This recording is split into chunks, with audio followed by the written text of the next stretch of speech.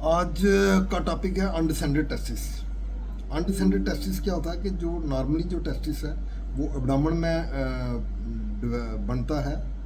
और जब बच्चा पैदा होता है, जब उससे पैदा होने से पहले पहले वो टेस्टिस दोनों स्क्रोटम में नीचे आ जाते हैं। तो वो उनका एक नॉर्मल कोर्स होता है कि पेट के अंदर वो डेवलप होते हैं लंबर रीजन में, फिर वहाँ से आस्ता आस्ता वो डिसेंड होते हैं। अब अनडिसेंडेड क्या हुआ कि जब वो पूरा डिसेंड नहीं हो पाया तो उसको हम अनडिसेंडेड टेस्टिस कहते हैं।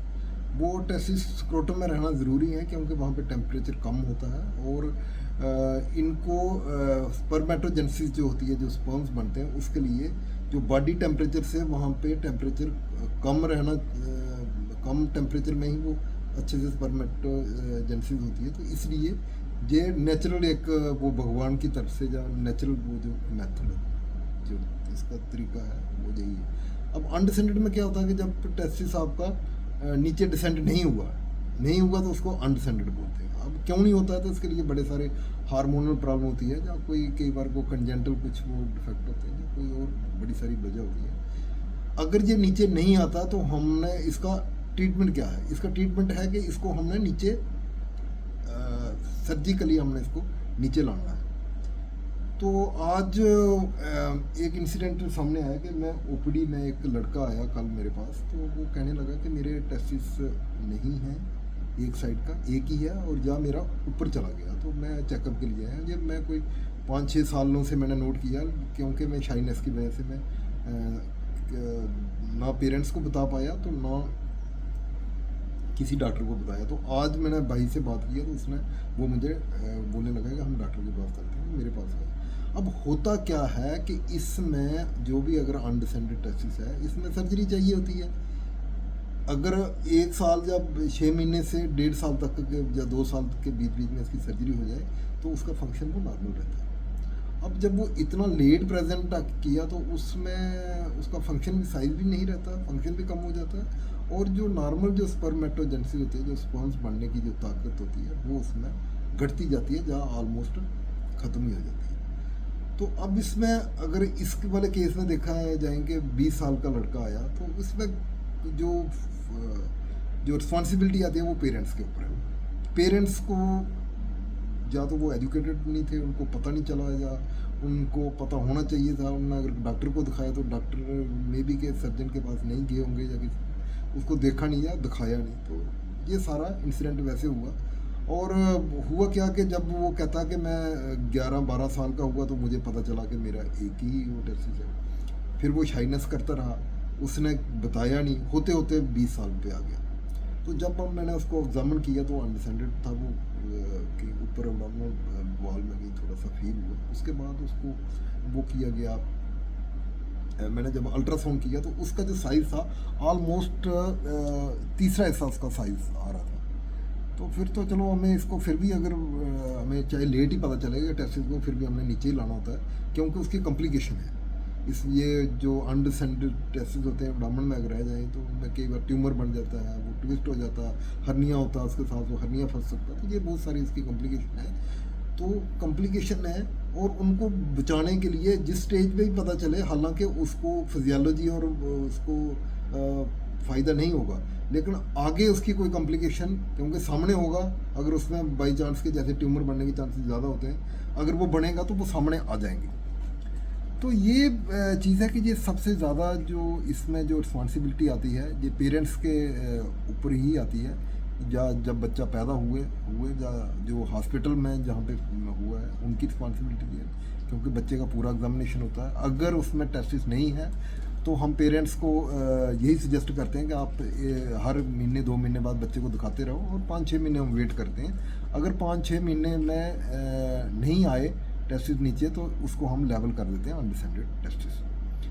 तो होता क्या है कि अब इसमें जैसे ये टेस्टिस मैंने बोला कि एब्डोमेन में बनता है, फिर ये एनगाइनोस्क्रोटल रीजन में आ जाता है, और बर्थ के ऊपर ये कंप्लीट ये नीचे आ जाता है। जो देखा गया कि कोई 3% जो न्यू बॉर्न होते हैं, जो बच्चे होते हैं, उनमें ये पाई जाती है। लेकिन अगर बच्चा प्री टर्म है, मतलब वो टर्म से पहले पैदा हुआ है, 6 मंथ, 7 मंथ, 7th या 8th या 8th मंथ पे हुआ, तो उसमें अप टू 30% चांसेस होते हैं अनडिसेंडेड टेस्टिस के। तो प्री टर्म में हम फिर और थोड़ा वेट करते हैं कि मोस्टली जो टेस्टिस जो हैं अगर अनडिसेंडेड है, अगर हम उसको देखते नहीं 6 महीने के अंदर अंदर वो डिसेंड हो जाते हैं, तो उसमें और आगे कोई ट्रीटमेंट नहीं चाहिए। लेकिन अगर डिसेंड नहीं हो, अगर वो हो, तो जैसे अब इसको मैंने पहले ही बात की, इसके लिए रीज़न क्या है इसका, कोई जेनेटिक प्रॉब्लम हो सकती है, हार्मोनल हो सकती है, या कोई ऑब्स्ट्रक्शन हो, या प्री मैच्योर ज़्यादा ही हो।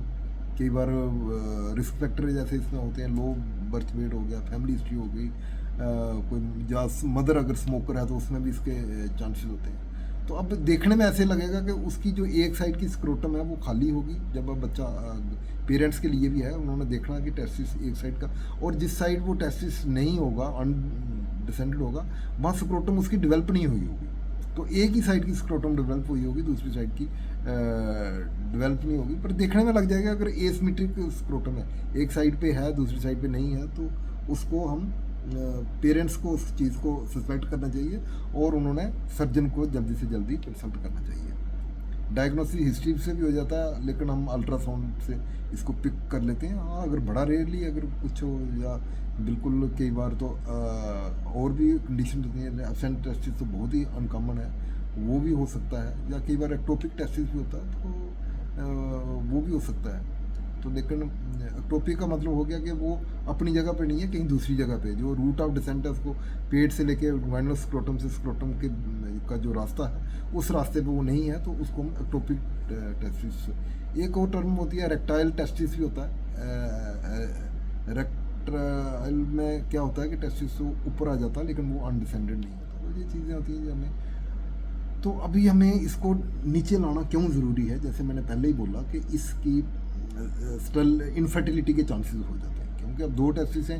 एटलीस्ट जो 20 साल लड़के की जिसकी मैंने बात की, तो उसका एक तो अबडामन में ही रहा, तो एक साइड का तो उसका फंक्शन तो होगा नहीं उसमें, तो लेकिन दूसरा टेस्टिस है तो मे बी वो फर्टिलिटी रहे उसमें, लेकिन गारंटी नहीं होती।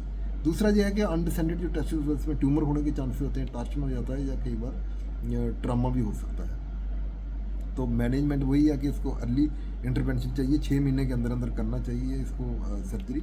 और जैसे भी हमें पता चले, हम 5-6 महीने बच्चे को वेट करेंगे, देखेंगे, अगर वो नीचे आता है तो ठीक है, अगर नहीं नीचे आता तो उसको हमें सर्जिकली हमने उसको वो करना होता है। तो ये इसको बोलते हैं हम आर्किडोपेक्सी के टेस्टिस को हमने स्क्रोटम में आके उसको फिक्स कर देना है। तो ये आइडियल इसका जो है टाइम है वो है 1 से 1.5 साल, 6 महीने से 1.5 साल, लेकिन 2 साल तक भी होगा। उसके बाद इसका जो भी है उसका टेस्टिकुलर फंक्शन जो नीचे ही जाना शुरू हो जाता है। तो जब भी हमें पता चला तो इसको अर्लीस्ट हमें एटलीस्ट विद इन 1 ईयर हमने इसको नीचे लाना है। तो ये इसका स्टर्नलाइज वो करता है। अब होता क्या है कि टेस्टिस नीचे क्यों नहीं आता, क्योंकि इसकी जो कवरिंग्स होती हैं टेस्टिस की वो शॉर्टन होती है। तो हम जब सर्जरी करते हैं तो इसको टेस्टिस को मोबिलाइज करते हैं, खोलते हैं, लेंथनिंग करते हैं कार्ड की, वो बड़े सारे तरीके होते हैं। और उसके बाद स्क्रोटम में एक पोच बनाते हैं, तो उसमें इसको हम फिक्स कर देते हैं। अगर ये जल्दी, अगर हम इसको जो इसका गोल्ड स्टैंडर्ड जो टाइम है, अगर उसके बीच में इसकी सर्जरी होती है तो ये 100% इसकी रिकवरी है और उसके फुल चांसेस हैं। लेकिन इसका की पॉइंट यही है कि अर्ली डायग्नोसिस।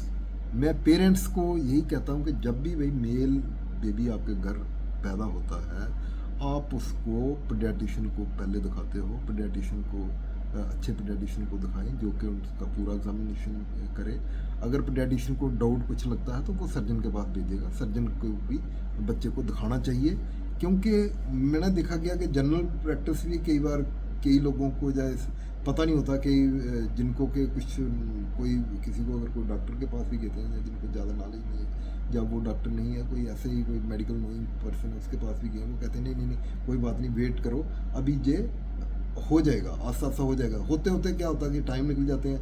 ये पेनफुल कंडीशन तो है नहीं है कि हाँ जी इसमें जल्दी किसी को पता चल जाएगा। तो होता क्या है कि इसमें टाइम का पता ही नहीं चलता कि कैसे टाइम निकल गया, और फिर हमारे पास यही है कि टेस्टिस का फंक्शन ऑलमोस्ट कम्प्लीटली वो लॉस हो गया था। तो की इसमें पॉइंट यही है कि पेरेंट्स के लिए है कि ये रिस्पॉन्सिबिलिटी पेरेंट्स की है। बच्चा जब बड़ा होगा तो उसकी एज तब निकल गई चुकी होगी, तो ये पेरेंट्स की रिस्पॉन्सिबिलिटी है कि इस चीज़ को वो समझें और इस चीज़ को अगर ये चीज़ है तो उसके जल्दी से जल्दी उसका ट्रीटमेंट अकॉर्डिंगली वो करवाएं। Thank you.